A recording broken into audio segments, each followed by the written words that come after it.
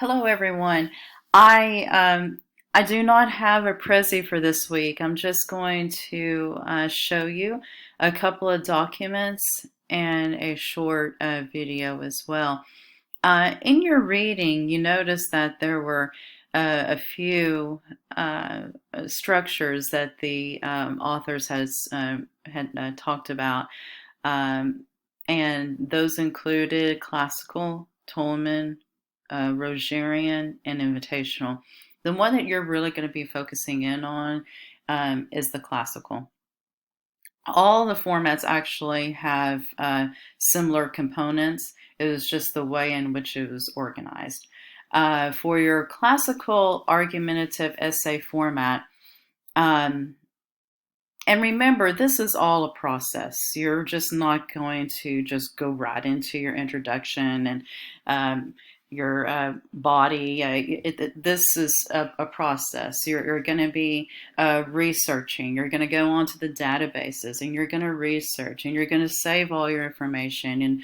And you need to have notes. You're going to read your documents, your sources that you have chosen, and you're going to pull notes from there, and save it on a document, and then that way you can refer back to it later because you're going to be citing these sources. You need to read the documents so you know, and so that you can properly source or cite that source, so you can properly use that source in your paper. So there's a lot of reading, a lot of writing that goes into this.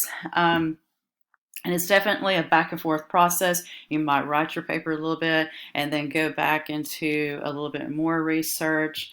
But once you get to the point to where you're revising, you're editing, you're putting everything into a more finalized format before you submit your paper, this is the format that you're aiming for. So I'm going to go ahead and walk you through it. And this is something you've seen before, but I'm just going to go ahead and walk you through it. You have the introduction. And you begin with a hook statement. This is an attention getter of some sort, something that will grab the attention of the reader. And then you go into some interesting background information. It doesn't have to be too long, okay? It's just some interesting background information. What you're doing is that you are leading into your thesis here. Your thesis, where you state your opinion. This is the claim you're making. Each thesis statement includes a topic and a controlling idea. Topic, this is where you're stating, hey, this is my topic, but this is also the controlling idea. I have some examples in this Prezi of just having a sentence. Is really all it is. It's not really a thesis statement, but what a sentence, what it would look like if you just had your topic and you put a period at the end. It's really bland. It's a very weak thesis statement. You got to have that controlling idea to give it control, direction, so you can have control actually over your argument throughout the whole essay. The whole thesis statement is very central to your essay. All the points that you're going to be making within your essay, it's going to come back up and support the thesis statement. I'm going to be sending this out in an email, and also I will be uploading it into Blackboard if you want to take a look at that Prezi and have an overview of thesis statements. Here now we're going to get into the body of the essay. I have the topic sentence for each body of the essay. The topic sentence includes the main idea of that paragraph. You have one main idea per paragraph. Avoid using direct quotes for topic sentences in an academic essay. I would just, it doesn't really, I don't think it really makes a very strong body paragraph whenever a student does that. So just use your own words, okay? You're introducing your topic, your main idea, and if you want to use a quote a little after that, you can, but just go ahead, use your own words, your own ideas, in introducing your body paragraph. And everything, I already mentioned, everything that you mention within the body, it's going to come up and it's going to support the thesis statement, even whenever you're introducing the counter argument. Because you're going to introduce a counter argument that you disagree with, and I have it here at the end of the at the end of the body of your essay. But you can include your counter argument further, I mean, towards the beginning if you want to. It doesn't really matter where you have the counter argument. You just need to present a counter argument that you disagree with, and then come back and have a rebuttal against that counter argument to prove that that counter argument is incorrect. Let's see here. Let's go back up to, I kind of went off into the counter argument thing, which I will revisit again in just a moment. But you bring in the main idea, and then you explain or elaborate a little further on that main idea presented in your paragraph. And then you'll bring in some evidence or some examples from your research. This is where you go back to your notes and you look and see, oh, this is what I would like to quote, or this is what I would like to paraphrase from an author. Whenever you are citing outside sources, the reason you are doing that is to strengthen your argument. It's never to replace, but it is always to just strengthen your argument.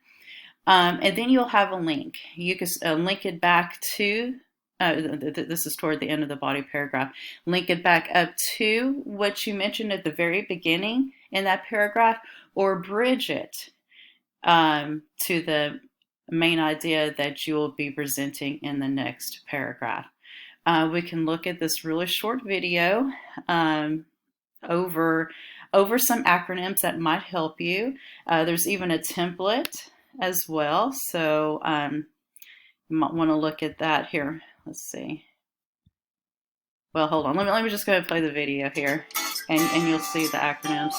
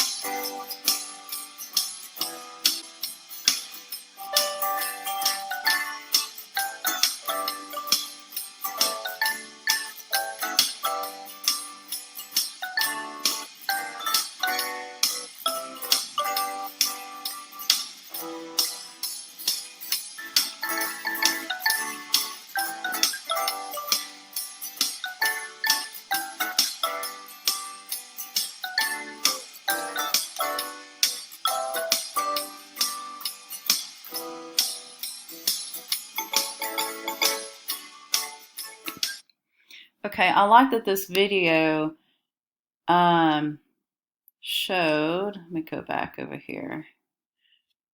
This is, notice how these are your in-text citations, what they have here in parentheses, reference.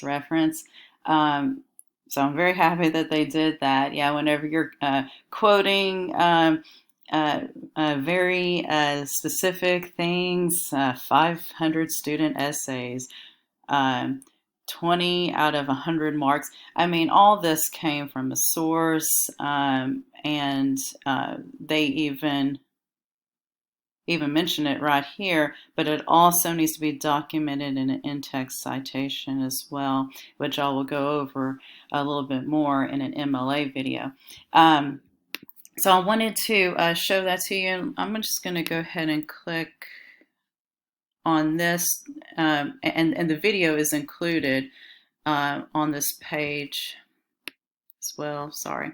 Um, and the template, there are templates here. So you can use templates if you want to help you get those body paragraphs in order, if that would help. Let's see here. Go ahead and go back to, okay, here we are. So you just kind of repeat that whole process again in another body paragraph and in another one, however many body paragraphs you need.